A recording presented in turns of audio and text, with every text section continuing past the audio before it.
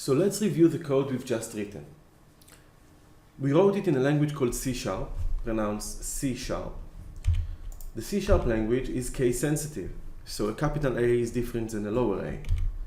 Every execution statement ends with a semicolon, just like we see over here. So code that gets executed ends with a semicolon. The code itself is organized in classes, like the hello world class that we have over here. And classes contain members. There's methods, fields, properties, events, etc. And classes are organized in namespaces, just like folders. You would put files in folder, we put classes in namespaces. Let's go look at it in our code. So this is the code we've just written.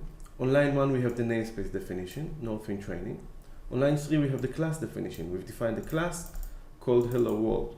And on line 5 we've defined a method called run that executes the message box show method. Perfect. Now let's review this call for a second. Over here we're defining the namespace where we're looking for. System Windows Form is the namespace in which the message box class resides, just like Northwind is the class within the namespace Northwind training. Okay, so when you see this, imagine a class that has this definition on it.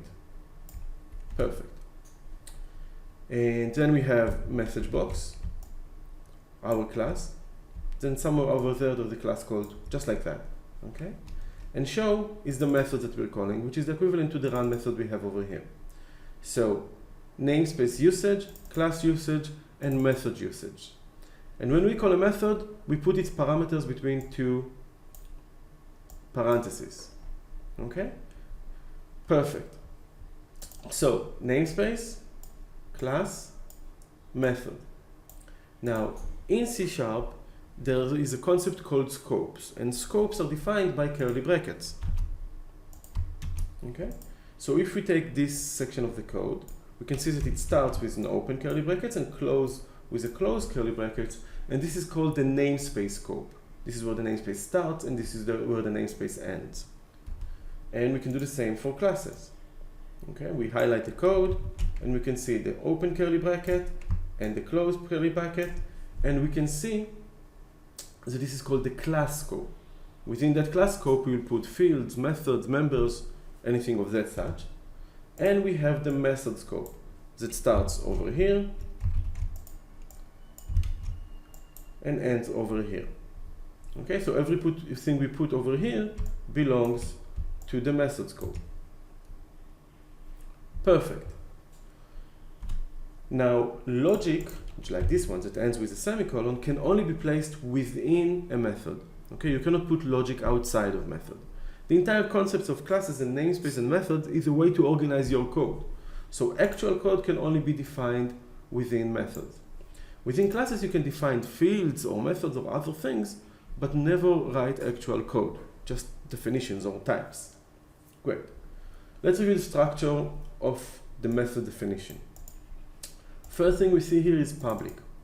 Public is what we call an access modifier. It controls which code can see and call this method. So let's go and review the different access modifiers. Access modifiers are keywords used to specify the declared accessibility of a member of a type. It determines which code can use this class or method. And there are 4 access modifiers. Private, which means that this code is only visible to code within my class and my inner classes.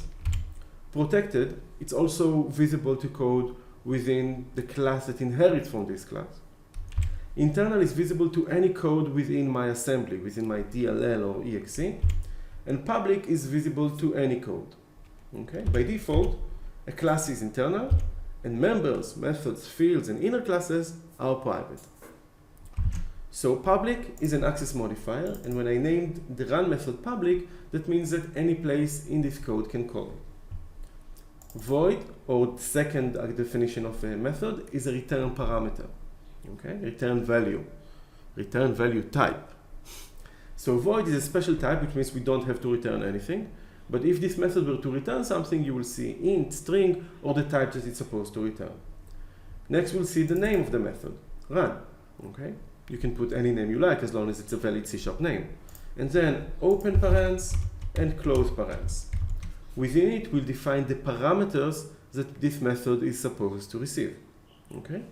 So we can see here that we're calling the system Windows Forms namespace, the message box within that system Windows Forms namespace, and the show method.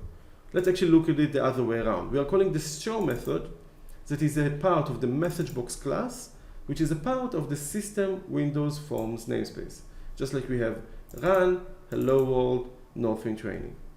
And in between the parents, we send it a parameter of the string we want it to show. Great. So this is the code that we've written. We understand now every character in it. Just a few words about this. The information that you see here grayed out is additional information provided to us by Visual Studio about this code. It tells us in how many places is this class being referenced, who was the last person to edit it and when, and gives you a history of all the edits that happened to this method. And it's very useful when you have a history of the code and you know exactly who has changed this class or method, when and why. Great. Let's go ahead and look at the application MDI code on the code that was calling this method. And let's reduce the zoom level so we can actually see it.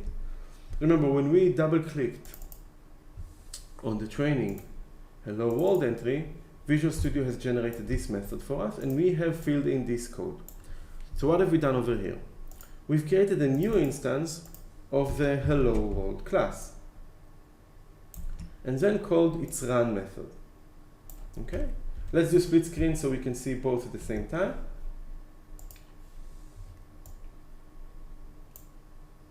Okay, we created, let's WordRep do work in our favor. So we've created a new instance of the hello world class that is defined over here. Okay, within the training namespace as defined over here. Notice I only said training and not Northwind training. That's because I'm within the training namespace anyhow, so I can say just the training, just the suffix of it. And we've called the run method. As you can see defined over here, we called it over here. Perfect. Now, you may actually notice a clear distinction between these two calls. Let's put this one below the other. I think that we won't suffer from the WordRep. So you can see a difference between these two calls. In this case, we created a new instance of the hello world class and then called the run method. Whereas in this case, we said namespace.class.method.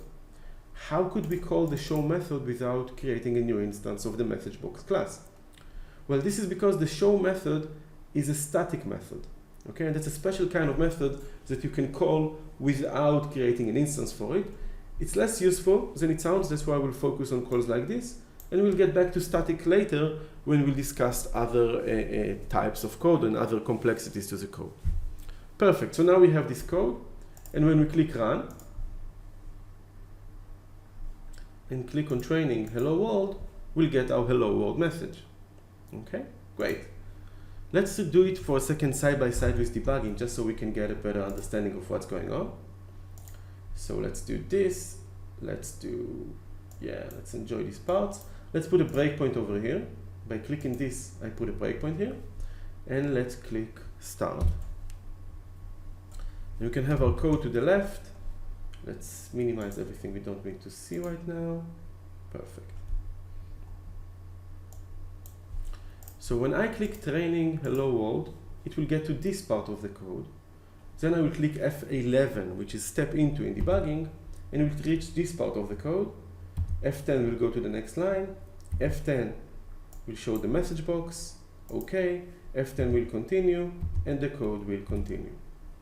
Perfect. So the clicking of the menu calls this method, which then creates a new instance of this class called the run method, which then calls the show message box. Great.